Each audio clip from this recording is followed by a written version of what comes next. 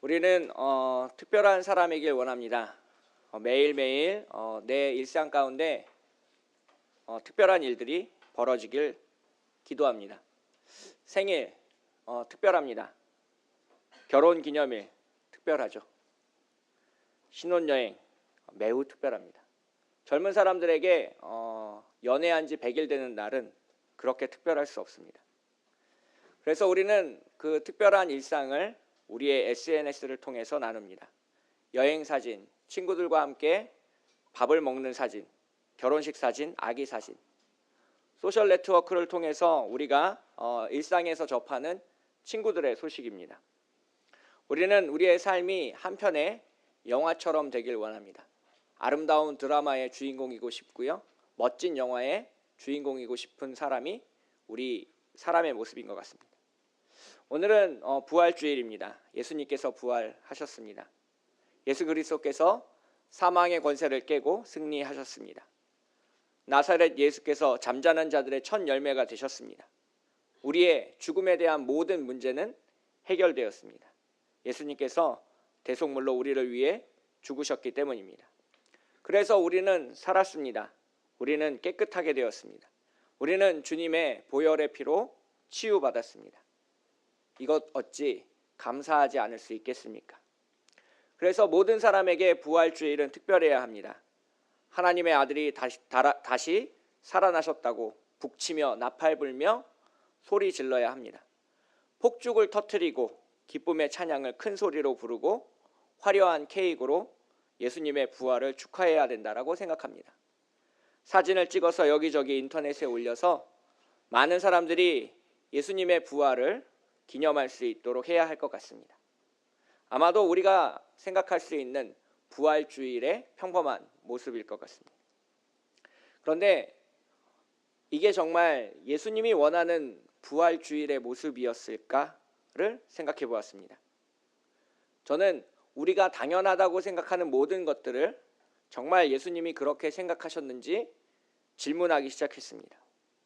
그래서 복음서를 읽으면서 예수님이 무엇에 집중하셨는지 그리고 어떤 것을 행하지 않으셨는지를 관심 있게 살펴보기 시작했습니다. 사복음서를 진지하게 몇 년간 읽고 나서 제가 얻은 결론은 그랬습니다. 예수님은 결코 자기 자신을 뽐내지 않으셨습니다. 부활했다고 거들먹거리거나 제자들에게 자신을 믿지 못했다며 타박하거나 원망하지 않으셨습니다. 예수님은 자기 자신을 위해서는 아무것도 그 어떤 것도 행하지 않으신 분이라는 사실을 복음서는 기록하고 있습니다. 오늘 본문 가운데서도 그렇고 예수님은 제자들에게 먼저 다가서십니다. 누가복음 24장 13절에 보시면 예수님의 죽음에 실망한 두 제자가 엠마오로 내려가는 장면이 나옵니다. 그들은 부활하신 예수님을 만났지만 부활하신 예수님을 알아보지 못했습니다. 피멍이 들고 부어있고 상처가 있는 예수님의 얼굴 가운데서 우리가 잘 알고 있던 근엄하고 멋진 예수님의 모습을 찾기 힘들었기 때문일 것 같습니다. 그래서 그들은 우리가 빈 무덤은 보았지만 예수는 보지 못하였다고 예수님께 말하는 실수를 범했습니다. 예수님은 자신을 알아보지 못하는 그 두 제자에게 아주 천천히 자신의 사역을 설명해 주셨습니다. 또다시 예수님은 베드로와 몇몇 제자들에게 나타나셨지만 대부분 제자들은 예수님의 부활을 믿지 못했습니다. 그래서 오늘 본문 누가복음 24장을 곰곰이 읽어보시면 예수님의 부활을 믿기가 참 어렵고 힘들다라는 것을 알 수 있습니다. 예수님을 3년이나 직접 쫓아다녔고 기적을 체험했고 주님의 말씀을 들었고 예수님께서 십자가에 죽고 3일 만에 부활하신다는 얘기를 3번이나 반복하셨지만 그 이야기를 제자들은 믿지 못했습니다. 부활을 믿기가 이렇게도 어렵고 힘든 것이지요. 그래서 교회를 출석하지만 사실 부활을 믿지 않으시는 분들이 꽤 많습니다. 제가 예전에 성경 공부를 시작하면서 몇몇 분들에게 질문을 했습니다. 예수님의 부활하심을 100% 확신하십니까? yes, no, 아직 잘 모르겠다. 이 세 가지 중에 한 가지를 택해서 꼭 답변해 달라고 부탁드렸습니다. 두 분의 집사님이 아멘이라고 대답하셨습니다. 한 분의 집사님이 자기는 아직 아니라고 얘기하셨습니다. 그리고 나머지 5명의 집사님과 안수 집사님과 권사님들이 긴가민가 하다고 얘기하셨습니다. 그 긴가민가라고 말한 안수 집사님 중에 한 분은 모태신앙으로 어릴 때부터 교회를 출석해서 60년이 넘게 교회를 다니신 분도 계셨습니다. 그렇게 부활을 믿고 고백한다는 것은 어렵고 힘든 일입니다. 부끄러운 고백이지만 저도 예수님의 부활을 믿은 지 몇 년 되지 않았습니다. 28살에 하나님이 저를 찾아오시고 나서야 제가 부활을 믿기 시작했습니다. 10살 때부터 교회 학교를 출석했지만 제가 부활에 대해서 생각한 것은 18년이라는 시간이 흐르고 난 뒤였습니다. 그래서 저는 부끄럽지만 고백할 수 있습니다. 부활을 믿는 믿음은 우리에게 주시는 하나님의 선물입니다. 아무도 자기 스스로 부활을 믿을 수 있다고 고백할 수 있는 사람은 없습니다. 성령의 도우심으로 말미암아 우리는 부활을 체험하게 됩니다. 오늘날에도 많은 곳에서 기적이 일어나는 이유 중에 하나는 하나님의 부활, 예수 그리스도의 부활이 실제이기 때문입니다. 오늘 이 부활절 예배에 참석하신 우리 모두에게 축복합니다. 예수님의 부활을 믿으시길 축복합니다. 아직 속으로 긴가민가 하시는 분들이 계시다면 그렇게 기도하시면 좋을 것 같습니다. 주님, 나도 예수님의 부활을 믿고 싶습니다. 오늘 본문 36절에서 예수님은 11 제자에게 나타나셨습니다. 상처 입고 피가 흐르고 얼굴이 붓고 초라한 몰골에 예수님이 제자들 앞에 나타나셨습니다. 제자들은 두려워했습니다. 37절을 보시면 그들이 놀라고 무서워하여 그 보는 것을 영으로 생각했다라고 말하고 있습니다. 제자들은 지금 자신이 귀신을 보고 있다고 생각했습니다. 예수님을 배반한 제자들을 향해서 예수의 귀신이 찾아와서 자신들을 저주하고 죽이고 나쁜 일을 벌일 거라고 생각했던 까닭입니다. 그래서 그들은 지금 두려워하고 무서워하고 떨며 예수님 앞에 서 있습니다. 3년을 가르쳤지만 놀라운 기적을 베풀었지만 주님의 말씀을 전했지만 지금 부활하신 주님을 만난 제자들의 모습은 나약하고 연약하고 부끄럽기 이를 데 없습니다. 내가 3년 동안 도대체 무엇을 한 것인지 궁금해하지 않을 수 없습니다. 그렇게 자기를 신뢰하지 못하는 사람을 만난다면, 나를 믿지 못하는 사람들을 만난다면 아마도 10중 8구 속으로 욕하면서 떠날 겁니다. 너랑 만난 게 내 인생 최대의 실수였다라고 말하면서 떠날 것 같습니다. 그런데 오늘 본문 가운데 예수님은 그렇게 하지 않으셨습니다. 자신을 3년 동안 알고 지냈지만 믿지 못했던 제자들을 향해서 원망하지도 않습니다. 놀라운 기적을 보여주었지만 주님의 부활을 믿지 못한 제자들을 낭망하거나 실망하거나 절망하지 않으셨습니다. 예수님은 지금 자기를 두려워하는 제자들을 불쌍히 여기시고 긍휼히 여기시고 다시 사랑을 베풀기로 작정하셨습니다. 예수님이 친히 그들 가운데 서서 이르시되 너희에게 평강이 있을지어다 하고 선포하셨습니다. 여기서의 평강은 헬라어로 에이레네, 히브리어로는 샬롬을 말합니다. 즉 너희에게 평화가 있을지어다, 너희에게 평안이 있을지어다, 너희에게 평강이 있을지어다. 모두 가능한 번역입니다. 여기서 히브리어 샬롬은 하나님과의 관계를 나타내는 특별한 용어입니다. 하나님과의 관계가 좋을 때, 주님의 음성이 들릴 때, 주님이 내 삶 한가운데서 인도하실 때 우리는 샬롬하다고 말합니다. 하나님의 관계가 깨어졌을 때, 이웃 간의 관계가 깨어졌을 때, 서로 싸우고 욕하고 원망하고 시기하고 질투할 때 우리는 샬롬하지 못하다고 말합니다. 그래서 이 샬롬이라는, 평강이라는 단어는 하나님과의 수직적인 관계를 나타낼 뿐만 아니라 인간 사이에, 이웃 사이의 수평적인 평화의 관계도 나타내는 용어입니다. 이 샬롬이라는 히브리어를 조금 더 살펴보면 매우 재밌습니다. 예루살렘과 솔로몬에 이 샬롬이라는 단어가 들어갑니다. 자음, 시읒, 리을, 미음이 똑같이 예루살렘과 솔로몬과 샬롬에 들어있다는 뜻입니다. 우리말에도 이렇게 시읒과 리을과 미음이 들어가는 단어가 있는데 혹시 생각나십니까? 사람입니다. 그리고 또 하나 더 있습니다. 삶입니다. 신기하게도 사람과 삶 모두에 시읒, 리을, 미음이 들어갑니다. 원래 뜻은 그렇지 않겠지만 저는 이렇게 해석합니다. 인간은, 사람은 본래 하나님과 근원적으로 화평을 이루어야 되는 존재라는 사실을 사람이라는 단어가, 삶이라는 단어가 나타낸다고 생각합니다.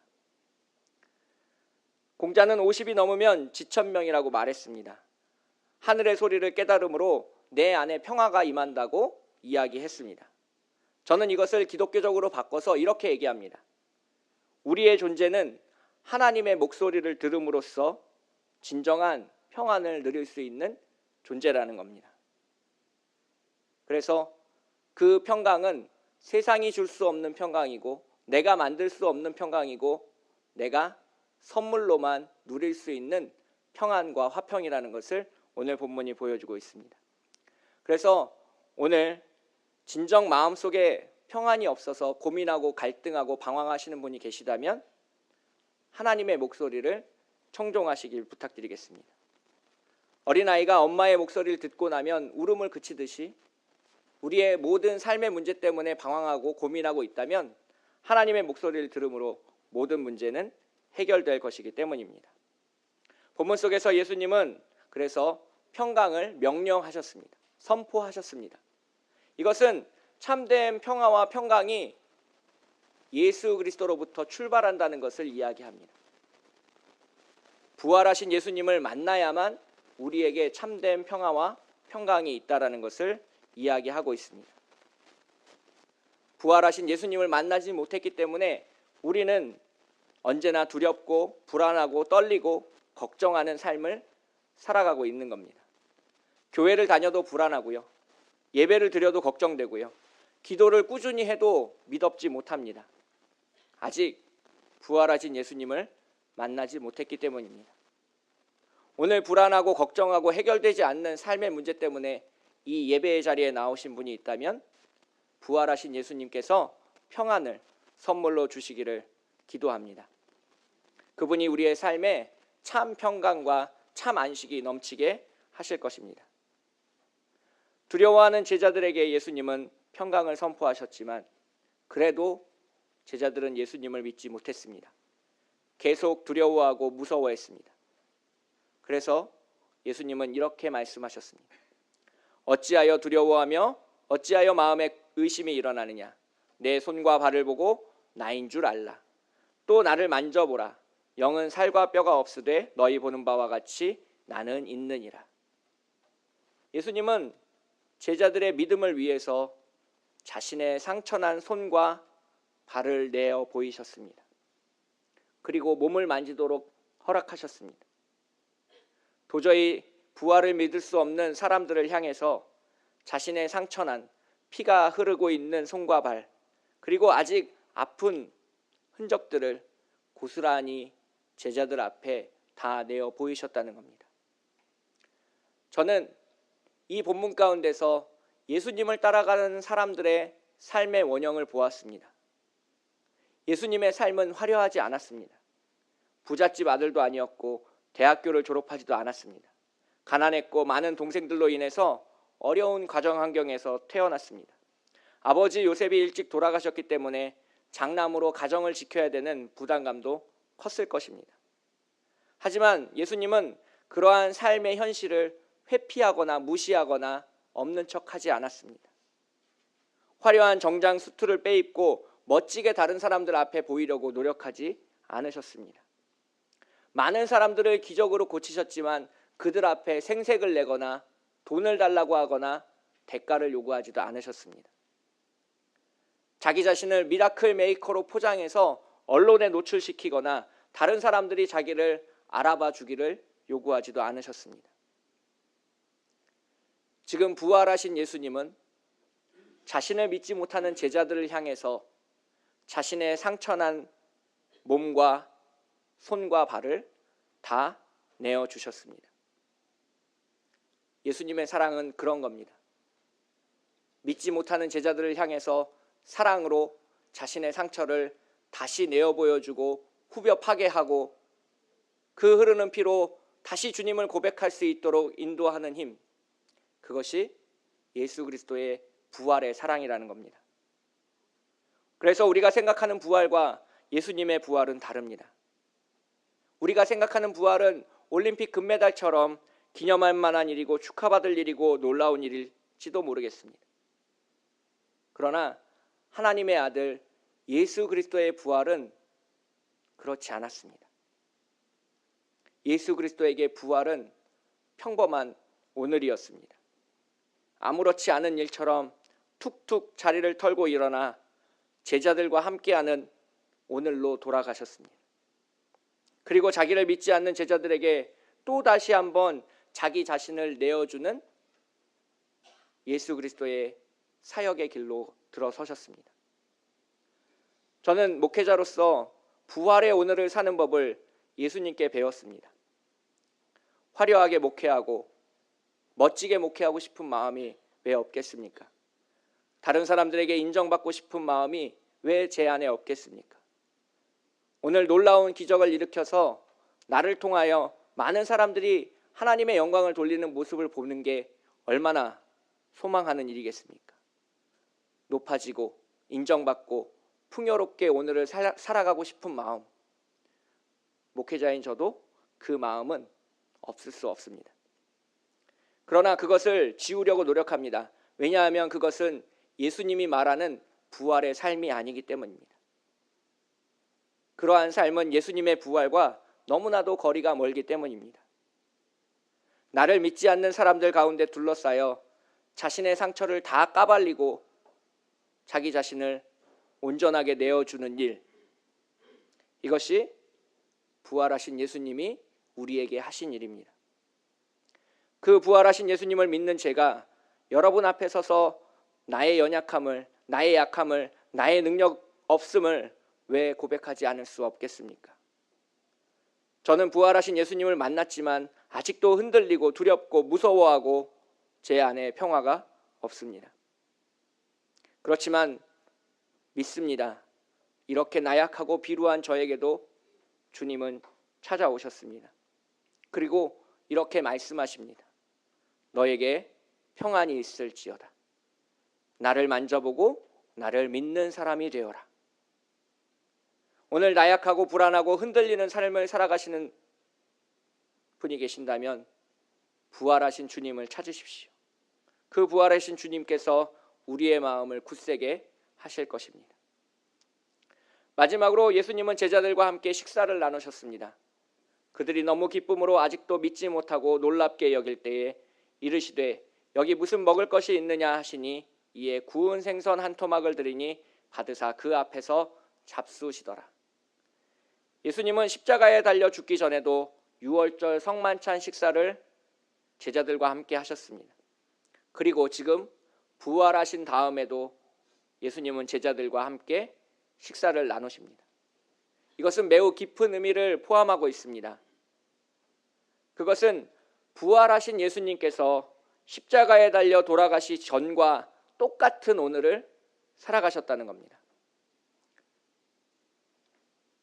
주님을 믿고 복 많이 받으시길 바랍니다.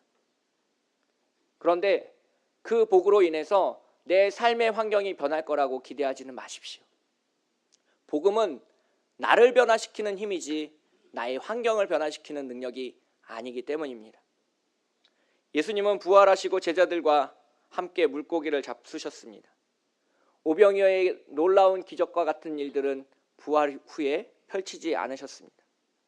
예수님은 부활 후에 40일 동안 제자들과 함께 하시면서 다른 기적은 보여주지 않으셨습니다. 우리는 우리의 삶이 특별해지고 유명해지고 높아지길 원합니다. 그리고 내가 승리하길 원합니다. 그러나 복음은 이렇게 말합니다. 그것은 예수님이 말하는 부활의 삶과는 아무런 상관이 없다고. 예수님이 말하는 복음과 부활은 우리가 가난해져야 한다고 말합니다. 슬퍼해야 한다고 말합니다. 온유해야 한다고 말합니다.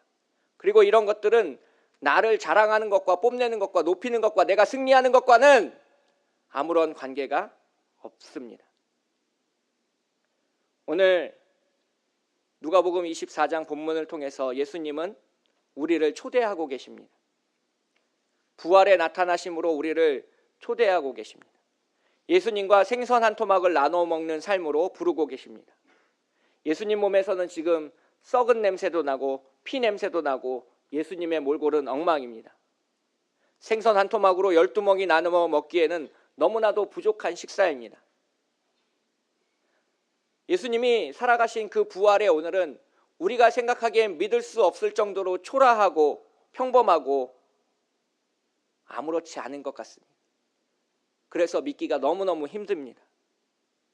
차라리 부활하신 예수님이 텔레비전에 나와서 간증을 하고 부활하신 예수님이 진수성찬을 드시고 부활하신 예수님이 여기저기 사인회에 다니신다고 하면 잘 믿을 것 같습니다. 그러한 우리의 기대는 오늘 본문 속에서 철저하게 무너집니다.